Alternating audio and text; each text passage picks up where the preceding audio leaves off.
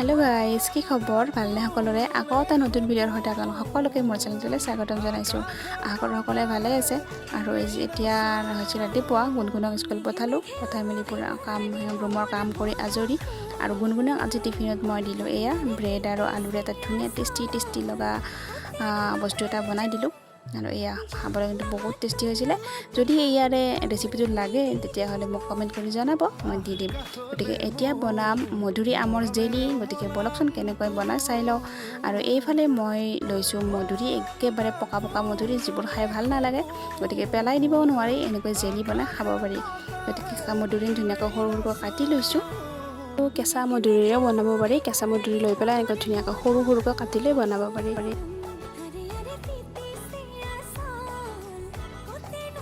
এয়া মধুৰিখিনি মই ধুনীয়াকৈ কাটি ল'লোঁ এতিয়া মই ধুনীয়াকৈ মধুৰিখিনি বইল কৰি ল'ম এয়া এইখিনি মধুৰি আৰু এইটো মই কুকাৰটোতে বইল কৰিম কুকাৰত দি লৈছোঁ আৰু গোটেইখিনি মধুৰি এনেকৈ দি দিম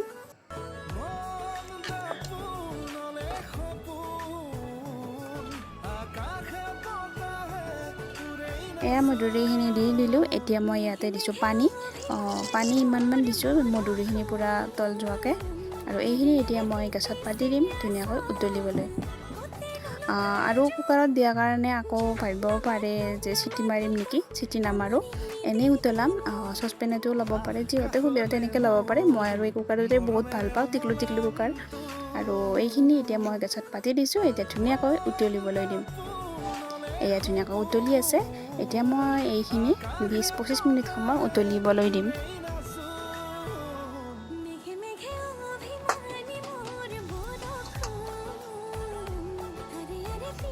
এয়া উতলি আছে আৰু এতিয়া হৈ গ'ল আৰু এইখিনি মই ঠাণ্ডা হ'বলৈ ৰাখি দিম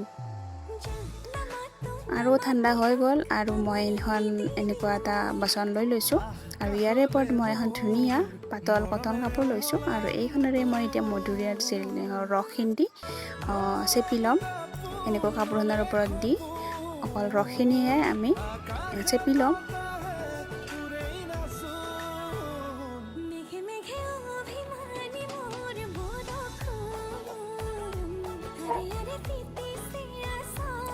এনেধৰণে আমি কাপোৰ এখনৰ সহায়ত ৰসখিনি চেপি উলিয়াই ল'ম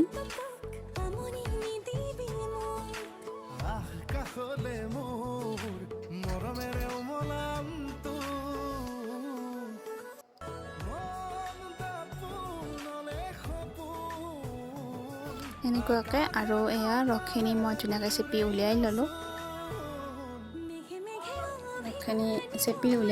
এতিয়া মই ৰসখিনি ধুনীয়াকৈ উতলাম আৰু মই এখন ফ্ৰাই পেন পাতি দিছোঁ গেছটো অন কৰি লৈছোঁ আৰু এতিয়া মই এই কাপটোৰ জোখাৰে ৰসখিনি জুখি দিম কাৰণ সেই অনুপাতেহে আমি চেনিও সমান জোখাতে ল'ব লাগিব সেইকাৰণে 1 কাপ 2 কাপ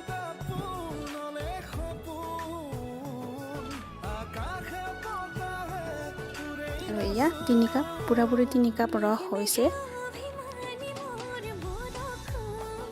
এতিয়া ৰস 3 কাপ হৈছে আৰু মই ইয়াতে দিম 1 কাপ চেনি এইটো কাপেৰে 1 কাপ চেনি দিম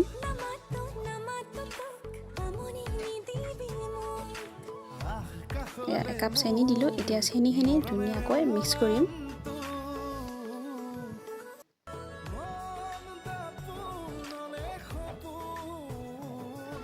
ধুনীয়াকৈ চেনিখিনি মিক্স কৰিম আৰু ধুনীয়াকৈ উতলিবলৈ দিম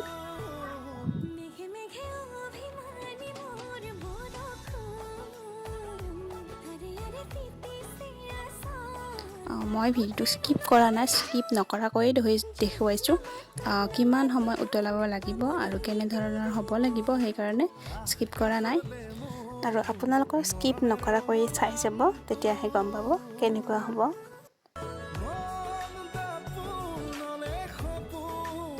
এয়া ৰসখিনি আমাৰ ধুনীয়াকৈ উতলিব লৈছে এয়া ধুনীয়াকৈ উতলি আছে আৰু ইয়াতে মই দিছিলোঁ এই চামুচ পাতেৰে 5-6 চামুচমান নেমু ৰস কিন্তু সেইখিনি ভিডিঅ'ত নুঠিলে কাৰণ কেমেৰাটো মোৰ অফ হৈ থাকিলে চোৱাই নাছিলোঁ নেমু ৰসখিনি দি লৈছোঁ এতিয়া ধুনীয়াকৈ এনেকৈ উতলাই দিম আৰু লাষ্টত মই এটা বস্তু দিম আপোনালোকে দিয়াৰ সময়ত দেখা পাব কি দিম, এতিয়াতে নকওঁ, লাষ্টৰ সময়ত মই এটা বস্তু দিম। আৰু এয়া ধুনীয়াকৈ উতলি উতলি ডাঠ হৈ আহিছে।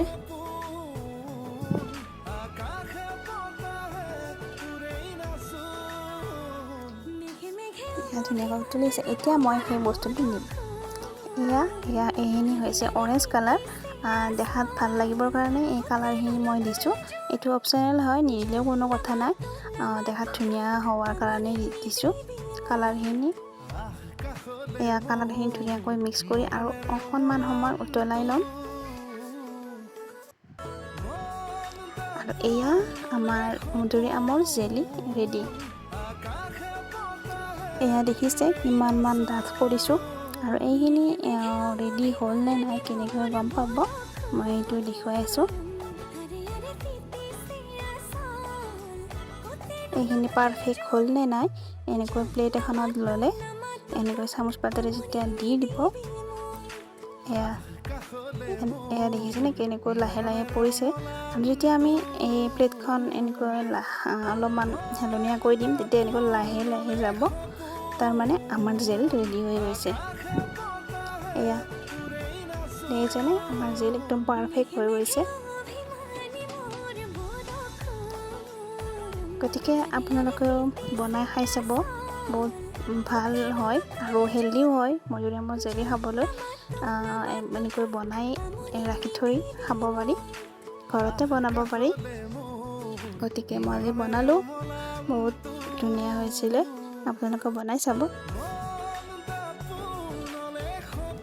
আৰু যদি ভিডিঅ'টো ভাল লাগিছে লাইক শ্বেয়াৰ এটা কৰি দিব। এনে কিমান ধুনীয়া লাগিছে। আৰু এইখন হৈছে আমাৰ গুণগুণৰ হাত, মনে মনে খাই আছে। মনে মনে নি খাই আছে দেই।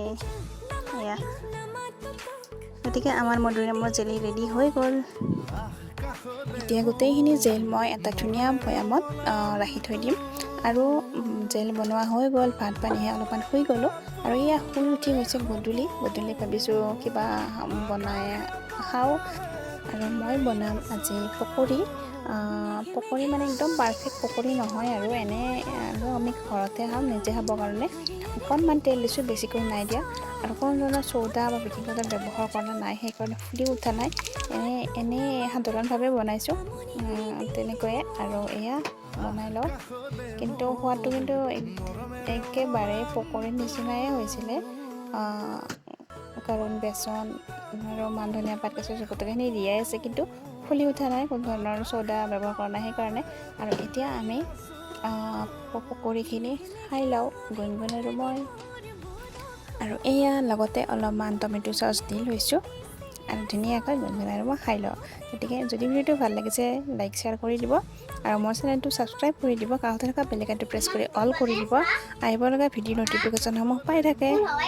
আৰু সেইখন জনাবলৈ নাপাহৰিব আপোনালোকৰ ভিডিঅ'টো চাই কেনে লাগিল। Bye bye.